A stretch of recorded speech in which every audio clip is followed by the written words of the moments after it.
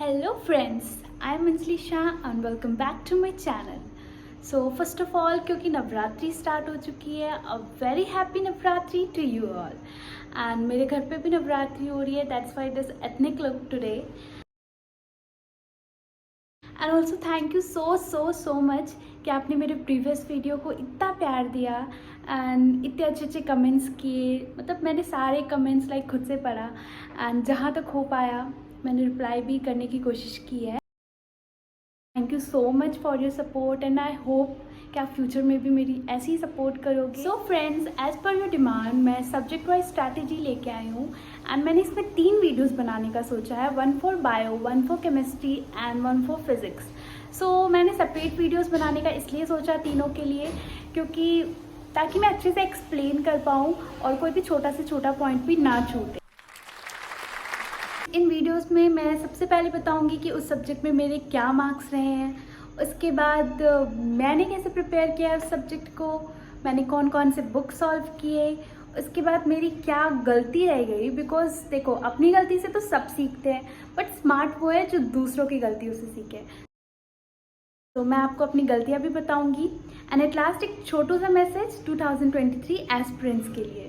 So let's start. आज के video में मैं आपको बायो के बारे में बताने वाली हूँ. तो सबसे पहले मेरे क्या मार्क्स रहे हैं.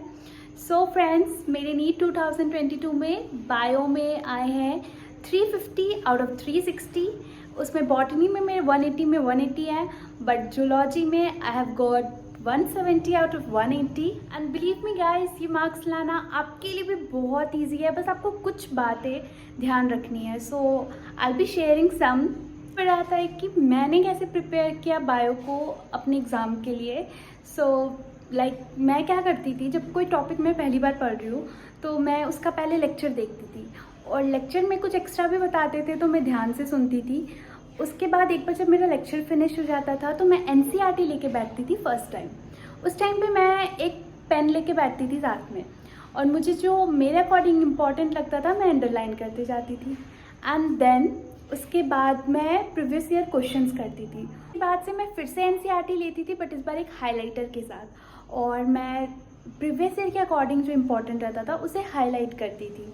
और ऐसा सच में मैंने जब इकोलॉजी किया तो जब मैंने पहली बार उसकी रीडिंग लगाई NCERT की तो मुझे बिल्कुल आइडिया नहीं था कि इसमें डेट्स भी इम्पॉर्टेंट है, ईयर्स वगैरह इम्पॉर्टेंट है. बट मैंने जब उसका प्रीवियस ईयर किया तब जाके लगा कि हाँ यार, इसमें तो मतलब ईयर्स भी पूछते हैं. जब मैंने उसकी सेकेंड रीडिंग की तो मैंने इस बार ईयर्स को भी हाईलाइट किया था. फिर बात आती है रिवीजन की. तो रिवीजन अगर कोई भी टेस्ट में वो टॉपिक आता था बायो का तो मैं उससे पहले एटलीस्ट 2 बार तो उसे ज़रूर पढ़ना है. और मतलब कि जब अगर आपके पास, मेरे पास जब टाइम रहता था तो मैं तो पूरा NCERT दोबारा से स्टार्टिंग से बिल्कुल लाइन टू लाइन पढ़ती थी. बट अगर मेरे पास टाइम नहीं है, जैसे टेस्ट के 1-2 दिन पहले रिवाइज करना है, तो मैं केवल क्या करती थी, अंडरलाइन वाले को और हाईलाइटेड वाले पॉइंट्स को पढ़ लेती थी. अब बात आती है कि मैंने कौन कौन से बुक सॉल्व किए. एंड बिलीव मी गाइस, मतलब मैं कभी भी बहुत ज़्यादा पढ़ाकू वाले बच्चों में से नहीं आई हूँ.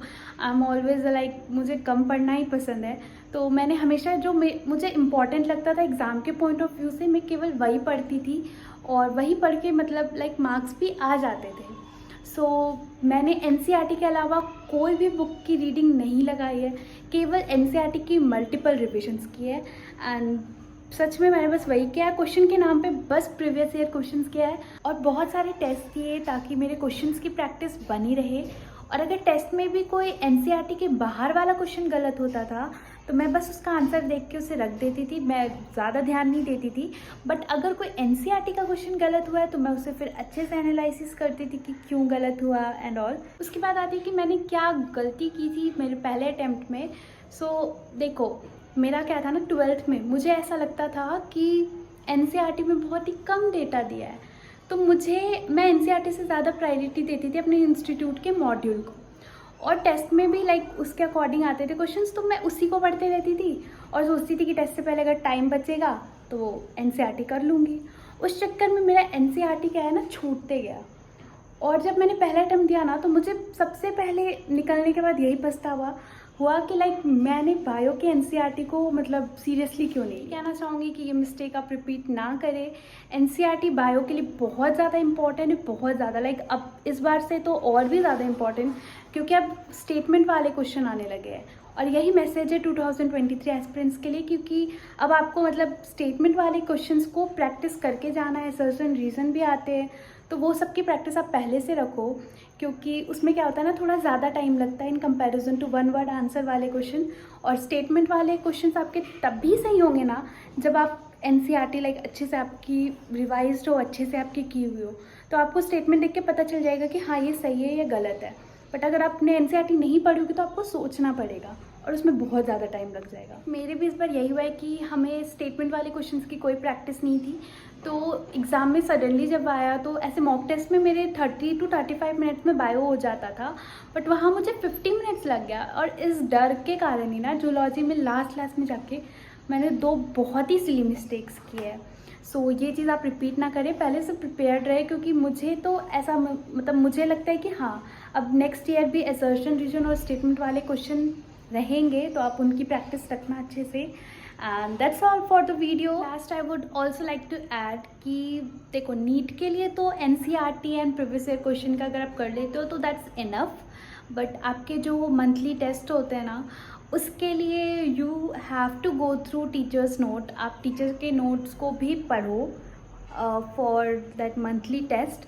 नीट के लिए NCERT and previous year questions are just enough. Hope you like the video. Do like and share my video and also subscribe to my channel. और अगर आपको कोई और भी डाउट है तो आप मेरे कमेंट सेक्शन में पूछ सकते हो, मैं पूरी कोशिश करूँगी कि मैं आपको रिप्लाई दूँ। And till my next video, bye bye, take care, stay happy, stay motivated and stay healthy.